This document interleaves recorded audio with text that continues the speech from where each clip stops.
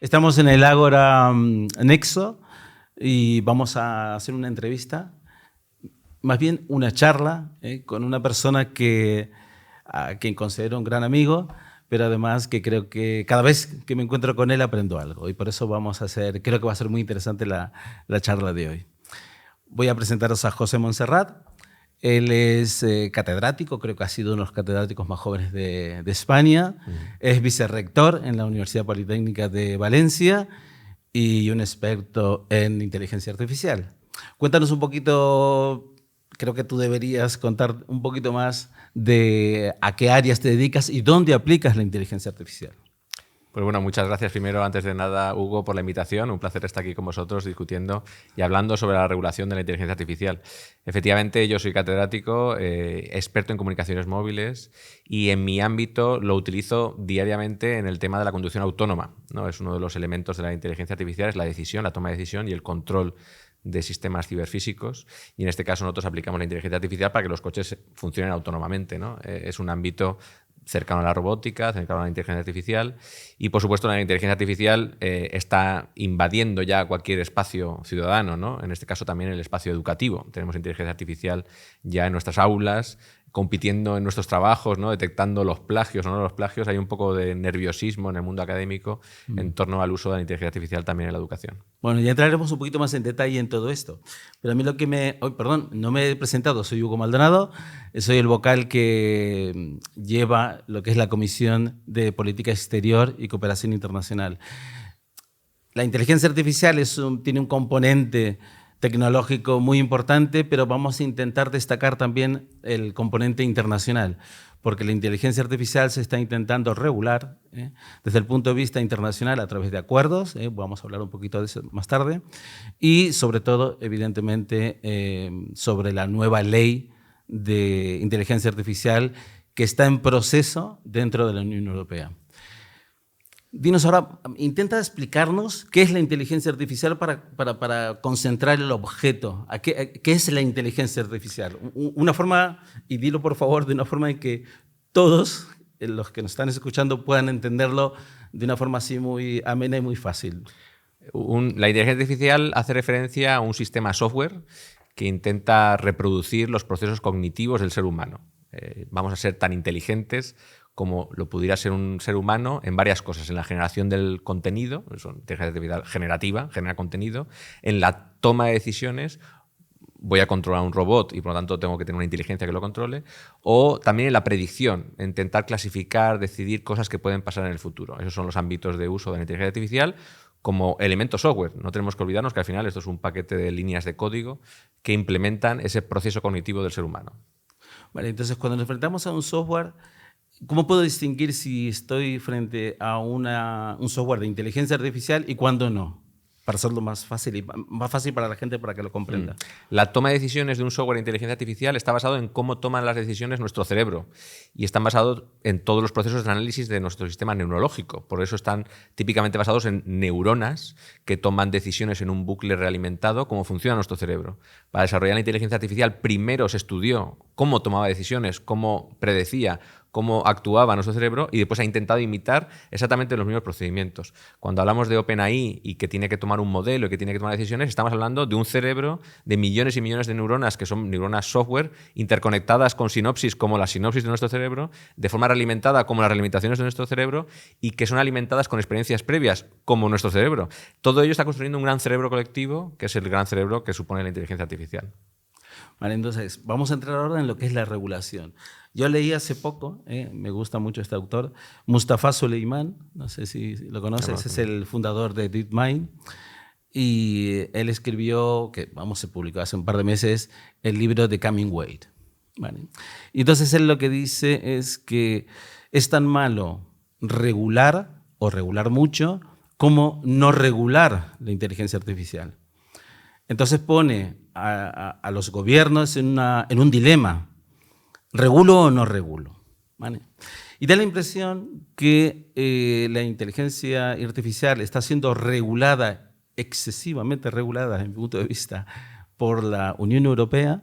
Sabemos que el año pasado Biden convocó a las 5 grandes empresas que están desarrollando inteligencia artificial y les hizo firmar un acuerdo en el que ellos se comprometían a tener un comportamiento ético dentro del desarrollo de la inteligencia artificial, que después se iba a regular, pero a priori dejarlos hacer. Vamos. Y por otra parte, como también seguramente sabes, se acordaron varios gobiernos en Londres desarrollar un acuerdo internacional en aquellos aspectos de riesgo de la inteligencia artificial. Y ahora caemos ya en la Unión Europea, en donde yo creo que se está regulando de una forma muy restrictiva. De hecho, si lees lo que es la introducción de la norma, la inteligencia artificial nos trae unas grandes ventajas, tan simple como eso. Y después empieza a hablar solo de riesgos. Entonces yo creo que se está regulando de una forma restrictiva. ¿Cuál es tu opinión? La verdad es que hay dos componentes importantes de la inteligencia artificial, que es entender cómo funciona y saber cómo se puede convertir en un riesgo, ¿no? La declaración de Bletchley Park, que es la que comentas, habla de una amenaza importantísima para la sociedad, ¿no? Quiero decir, la amenaza de la verdad, ¿no? Del control de la verdad. Yo siempre fijo 3 fechas a lo mejor en la historia del conocimiento importantísimos, ¿no? La imprenta de Gutenberg, siglo XVI. Después aparece algo que ocurre en septiembre de 1998, que es el lanzamiento de Google. Google ya empieza a controlar la verdad, pero aún te da una serie de opciones para que tú leas y decidas, ¿no? Aún hay algo de pensamiento crítico. Y el 30 de noviembre del 22, cuando se lanza ChatGPT, es el siguiente gran cambio de la era de la humanidad, porque ahí la verdad te la da ya una máquina. O sea, ni siquiera hay un pensamiento crítico. Yo te doy la respuesta correcta, o la que pienso que es el sistema correcto. Claro, la manipulación, la contaminación de los datos que se puede hacer de esa verdad puede hacer que construyamos una verdad. Y la manipulación puede ser masiva, ¿no? Entonces, el riesgo está, ¿no? El riesgo de que esa contaminación de la información produzca un tratamiento de la verdad que permita la manipulación masiva de la sociedad, del comportamiento de los ciudadanos, es un riesgo que todo el mundo percibe. ¿Quién controla lo que dice ChatGPT, ¿no? Si es que alguien lo controla. Entonces, por eso siempre hablamos de los modelos, cómo hemos construido ese sistema neuronal, cómo hemos construido ese cerebro y los datos que han alimentado ese cerebro. Esas dos cosas tienen que ser traceables, tienen que ser auditables, tienen que estar controladas y se espera que haya un control ex ante y un control post ante, ¿no? O sea, anterior al hecho y posterior. Pero más o menos todo el mundo tiene claro de que la capacidad de manipulación que obtendríamos con la inteligencia artificial puede ser masiva. Y eso es un riesgo. Y está claro que hay que hacer algo con eso. La aproximación que ha llevado el Reino Unido y Estados Unidos ha sido de momento de no hacer nada, sino de confiar en las buenas intenciones y en el uso responsable de las empresas que están detrás.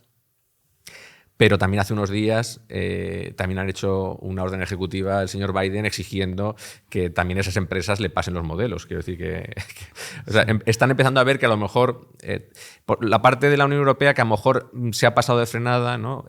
Intenta ser proporcional en su respuesta, intenta crear el mercado único, que eso siempre es un objeto fundacional de la Unión Europea, pero sí que es verdad que lo pinta en un escenario de riesgos altos, de riesgos inaceptables, de riesgos y parece difícil a veces saber qué es un riesgo inaceptable y qué es un riesgo alto y por qué algo es un riesgo alto y algo no es un riesgo alto. Pero empiezan a dar señales, ¿no? De por dónde va la ley. La ley tiene un artículo que es... bueno, la ley no es ley, ¿no? Se está discutiendo. Es un proceso de reglamento. Pero en el artículo 52.3, que es el que más me gusta porque todo el mundo lo entiende, pone expresamente si alguien hace uso de una imagen generada por inteligencia artificial, tiene que avisar de que está haciendo uso de una imagen generada por inteligencia artificial. Esa obligación de la información para que el otro sea consciente de que puede haber una manipulación detrás parece necesaria. Claro. Pero estamos viendo hoy, o ayer, mejor dicho, que ciertas personas políticos están utilizando imágenes artificiales para generar un comportamiento, ¿no? Para generar un proceso cognitivo de rechazo ante este caso, ante una posición política. Esto es manipulación. Claro, aquí estamos dentro ya de las fake news, de la ultrafasificación que podemos conseguir con esto, de poder reproducir voces, aspectos, vídeos. Sí. La prueba jurídica de algo va a ser muy complicada de encontrar, ¿no? Porque ni siquiera los algoritmos que son capaces de detectar que algo es una ultrafasificación son capaces de detectarlo con fiabilidad. Es decir, estamos ante un escenario que va a requerir que todos pongamos algo de nuestra parte. Pero poner demasiadas vayas a este campo puede frenar un avance social que ya les digo que es la mayor revolución que hemos experimentado en el conocimiento desde el lanzamiento de Google, que fue una grandísima revolución. Pero esto es el mundo post-ChatGPT y es un mundo totalmente distinto. Tendremos que permitir que crezca, ¿no? Porque si no, otros lo utilizarán. Quiero que hagas un comentario sobre el Real Decreto que se acaba de aprobar, que está recién salido del horno, creo que fue hace un par de semanas, que es el Real Decreto que ha aprobado el Gobierno, que habla de el entorno seguro, el sandbox, creo que se llama. Explícanos un poquito en qué consiste eso, porque es muy nuevo y hay mucha gente que se está confundiendo de lo que significa ese entorno seguro del desarrollo de la inteligencia artificial. Vale, el título 10º de la propuesta regulatoria del AI Act, la Ley Europea de Inteligencia Artificial, el título 10º habla de vamos a propulsar la innovación. O sea, quiero decir, creemos un espacio en el que aquí todo el mundo venga a desarrollar las nuevas cosas en inteligencia artificial. Y entonces, cuando tenemos que hacer experimentación, le tenemos que dotar de un espacio seguro, de usuarios y de desarrolladores software. Entonces, el espacio seguro quiere decir este espacio de pruebas, este sandbox o espacio de pruebas, querría decir que son máquinas virtuales controladas, ordenadores controlados, en los que correría un software en el que unos usuarios controlados harían pruebas de validación de cómo funciona ese software, de forma que al final de todo ese procedimiento de sandbox o de prueba de innovación, la Unión Europea, o en este caso España, que ha tomado la iniciativa de ser el primer país europeo que ha regulado ya ese sandbox, diga, tras esta prueba, yo certifico que usted cumple con los requisitos para ser considerado una tecnología viable. Sí, pero perdón que te interrumpa. En la propia norma se habla de la verificación, creo que Correcto. se dice, o algo así, dentro de ese espacio. Pero no significa, porque autoevaluación significa yo estoy viendo mi tecnología, que es segura, pero me quedo con esa idea, porque siempre tengo la intervención de una entidad externa, y entonces tengo la sospecha de que será el proceso del desarrollo de una tecnología que tendrá como no voy a decir un obstáculo, pero sí que un retraso en el que nosotros podamos disfrutar de ella. ¿No lo crees así Sí. o cuál es tu opinión? Vamos. En principio le da seguridad jurídica al desarrollador, ¿no? Porque imagínate que tú vas a desarrollar un sistema biométrico que detecte caras con cámaras en las calles, ¿no? Que es una de las cosas que la Unión Europea fija como inaceptables. Inaceptable, ¿no? sí. Prohibido. Salvo determinados casos. Pero tú estás desarrollando la tecnología porque dentro de los casos desarrollados uno es la detección de niños secuestrados, ¿no? Entonces, ante un caso de secuestro tú puedes activar las cámaras y hacer un análisis de todas las... porque eso lo contempla la ley. Vale, vamos a probar ese algoritmo. ¿Dónde pruebas ese algoritmo? Tienes que probarlo con cámaras reales, etc. Eso genera mucha inseguridad jurídica al desarrollador de esa tecnología novedosa porque ya le están diciendo que está prohibida, ¿no? Pero para desarrollarlo yo necesito un espacio seguro, ¿no? Entonces, si el Estado español o Europa genera un espacio de innovación en el que dota de seguridad jurídica, de usuarios, de auditores externos y tanto internos, y al final es capaz de generar un procedimiento que te haga una validación de esa tecnología, el desarrollador va a poder invertir, porque sabe que está en el camino en el que está siendo vigilado, vamos a decir de una forma, pero en el que si el proceso es adecuado y todas las normas se cumplen, al final tendrá el marcado CE, porque al final la norma que propone la Unión Europea incluye el marcado CE del software, ¿no? Que este es un software que cumple con los valores de la Unión y por lo tanto es aceptado en nuestro espacio de trabajo.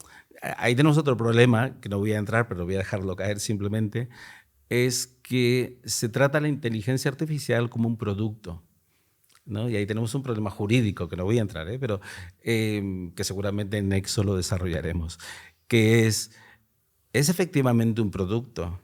Es un producto inmaterial. Ya cuando salió la regulación de la propiedad intelectual en software, ya empezamos con ese problema, porque como no es tangible, empiezan una serie de problemas. Pero bueno, lo dejo caer simplemente para que lo vamos a analizar seguramente.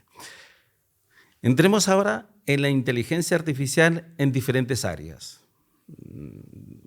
Educación, sanidad, transporte, que seguramente tiene mucho que decir. ¿Cuál va a ser en el mercado de trabajo, por cierto? ¿Cuál va a ser, o crees tú, cuál va a ser la influencia de la inteligencia artificial en cuanto a su mejora o no? Y estoy hablando ya de políticas, de la política que pueda desarrollar un gobierno en estas áreas. Claro, acuérdate que hemos hablado de inteligencia artificial generativa, genera contenido, controladora, controla un robot, pero también decisora. Es capaz de tomar decisiones, ¿no? Los políticos se dedican a tomar decisiones. Entonces, si tenemos un copilot o un elemento que auxilia a un político para la toma de decisiones... Déjame interrumpirte. Dime. Me gusta el concepto de copilot. Explícalo muy poquito, en nada, en 30 segundos. Simplemente es una herramienta que no te sustituye, pero te acompaña en la toma de decisiones, ¿no? Te va orientando en tu propia toma de decisiones, ¿no? Piloto automático. Piloto ¿no? automático. Puedes aportar el piloto automático. Entonces, ahora imagínese que usted que tiene que dotar de ayudas públicas a un conjunto de la sociedad, yo qué sé, de inversión de trabajo, ¿no? Y hacer cursos de formación de desempleados. Entonces tiene una herramienta que analiza el perfil de todas las personas que tiene usted apuntadas al foro de desempleo y le dice, pues esta sería la persona más adecuada. ¿Por qué? Porque ha analizado su perfil, su currículum, su experiencia, sus anteriores formaciones. Tiene un montón de variables que un ser humano, analizando las miles y miles de datos, tardaría semanas, meses, mientras que una máquina te lo dice al instante, ¿no? Y aparte tiene sesgo muchas veces. El problema está ahí. ¿Cuál es el sesgo que tú vas a meter en esa decisión? Exacto. Entonces, lo que dice la normativa europea es: esto es un software, esto que te estoy comentando, de alto riesgo, porque puede acabar segmentando y discriminando a personas. Y la no discriminación es uno de los valores de la Unión. Entonces, no puedo discriminar. Ese software yo lo tengo que analizar muy bien. Yo tendré que poner mis ojos ahí y asegurarme que si yo utilizo ese software que me está permitiendo tomar decisiones inteligentes en tiempo real, y me parece muy bien, o sea, quiero decir, está muy bien, pero tengo que garantizar que eso cumple con los principios de equidad, de no discriminación, etcétera, etcétera. De alto riesgo. ¿Eso quiere decir que sea descartable? No. Sería fabuloso. Sería fabuloso que tomáramos decisiones de urbanismo basadas en datos. Sería decisiones dotadas de inteligencia, ¿no? Y a veces son decisiones que no tienen un contenido de inteligencia detrás, ¿no? Porque no tienes esos datos, ¿no? Sí, pero que son puramente políticas o de ideología. El manejo, el obviar el sesgo político y el tomar decisiones muy técnicas, muy basadas en los datos y en la información, nos lo permite la inteligencia artificial con control. Claro. Pero, por ejemplo, en educación, que sé que te preocupa mucho, ¿cómo ves la influencia? Vamos apartándonos un poco de la legislación. ¿Cuál es tu opinión en cuanto a la inteligencia artificial en las aulas? Bueno, la inteligencia artificial es un riesgo importante en las aulas por el propio proceso cognitivo del alumno. Cuando tú y yo, que tenemos ya una edad, aunque somos unos jóvenes, estábamos hace unos años buscando la lista de los reyes visigodos, he puesto este ejemplo por poner uno, nos teníamos que ir a la biblioteca. Teníamos que salir de nuestra casa, coger la mochila, andar, ir a la biblioteca, sentarnos, preguntarle a la señora que estaba ahí, interactuar con gente. Habíamos quedado mejor con amigos, lo hacíamos todos varios. Todos juntos. Cogíamos varios libros, tocábamos un libro, olíamos un libro, buscábamos un libro, muchas cosas pasaban por nuestro cerebro. Eso genera un movimiento cognitivo neuronal en nuestro cerebro muy importante. Hemos activado el movimiento, el olor, el sentido, la búsqueda. Y la satisfacción de encontrar el dato genera un conjunto de sustancias en el cerebro que se llaman dopaminas, que son grandemente satisfactorias. Es la droga que genera la adicción de nuestro cerebro. Estamos construyendo personas que son adictas al conocimiento porque genera dopamina ese conocimiento, genera mucha actividad cerebral.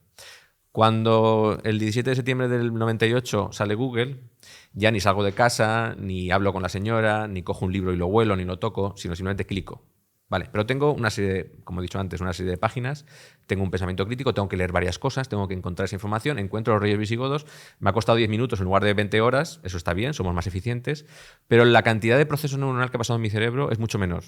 La cantidad del reward positivo de la dopamina es mucho menor. Por lo tanto, la satisfacción del conocimiento es mucha menor. En eso estamos complicando el conocimiento en las aulas. Estamos reduciendo la dopamina del conocimiento. Lo que está pasando en las aulas es que nuestros alumnos tienen mucha menos motivación por aprendizaje porque no les resulta satisfactorio. Están sustituyendo esa dopamina por el Instagram, por imágenes, por este movimiento que genera muchísima dopamina. Es decir, estamos convirtiendo al alumno, yo lo llamo alumno zombie, en el aula. Ahora pensemos en un alumno que tiene la respuesta en un clic. Ese alumno ya no hace nada. Apenas el nervio óptico va a generar dopamina. El proceso de aprendizaje va a ser totalmente de encefalograma plano. Por lo tanto, la satisfacción del conocimiento va a desaparecer. ¿Qué tiene que hacer las aulas? ¿Tienen que prohibir el ChatGPT? Por supuesto que no. Es que es una herramienta. Nos va a hacer más eficientes. Pero tenemos que sustituir el aula por otras cosas. Yo ahí siempre defiendo la importancia de la utilización del método experimental científico en la enseñanza. Es decir, tengamos ChatGPT en las aulas, pero aprendamos los colores tocando, oliendo. ¿Me entiendes, no? O sea, volvamos al método socrático de andar, de hablar, de tocarnos, de experimentar. Porque si no, realmente si seguimos con la clase magistral, como al uso del profesor en la pizarra, y los alumnos buscando en ChatGPT sus trabajos y diciéndole, escríbeme el trabajo, y ya lo tienen hecho en 2 minutos, realmente estaremos matando el gusto por el aprendizaje de nuestros alumnos. Tenemos que volver hacia atrás, ¿no? Tener las herramientas con potencia, pero avanzar en el desarrollo experimental dentro del aula. Y esto yo creo que es fundamental como sociedad, que nos demos cuenta de que ya llevamos 20 años retrasados porque ya Google no hemos reaccionado a tiempo, no hemos cambiado nuestro método académico, sigue siendo el mismo, sigue siendo el método de Bolonia de hace 6 siglos. Cuando la imprenta existía, ¿qué tenía sentido? Con Google ese aula ya no tiene sentido. Con ChatGPT ese aula ya directamente vamos a borrarlo. Tenemos que hacer otras cosas, ¿no? Entonces, un riesgo, sí. ¿Tendríamos que estar obsesionados ahora en evitar la copia, evitar que el alumno plagie sus trabajos? No, es que eso va a pasar. O sea, quiero decir, ellos encontrarán la vía de hacerlo. Claro. No hay que ponerle vallas al campo. Hay que cambiar la forma de trabajar para aprovechar eso como una herramienta y que sea una oportunidad de futuro para nuestros futuros alumnos. Estás hablando de un cambio radical de las aulas. Es necesario. Estamos hablando de meter en las aulas y dar a los profesores herramientas que hasta ahora que no fueron preparados para eso tampoco. Correcto. El cambio es sumamente radical.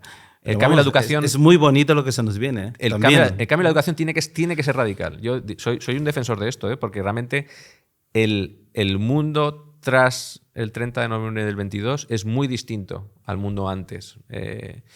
Yo no puedo pedirle a un alumno mío hoy por hoy en un examen que me diga algo memorístico. Es que esto lo tenemos que entender, porque eso fuera del aula le cuesta 2 segundos conseguirlo. Claro. ¿Para qué quiero que él memorice la lista de los reyes visigodos? Es que no me sirve para nada. Yo a lo mejor lo que tengo que conseguir es que él entienda la historia, que la perciba, que haga un pensamiento crítico de lo que ha pasado, que sea capaz de evaluar lo que está pasando y tener su propia opinión. Eso sí, pero aprendernos los reyes visigodos es que hoy por hoy es absurdo. O sea, no tiene sentido. Me da la impresión de que la inteligencia artificial nos está trayendo la gran oportunidad de poder desarrollar por fin, porque esto del pensamiento crítico se habla de hace 30 o 40 años, creo yo, desde que yo recuerdo la educación o me preocupaba por la educación, que hay que crear pensamiento crítico. Y siempre que sí, pero al final nunca se llega.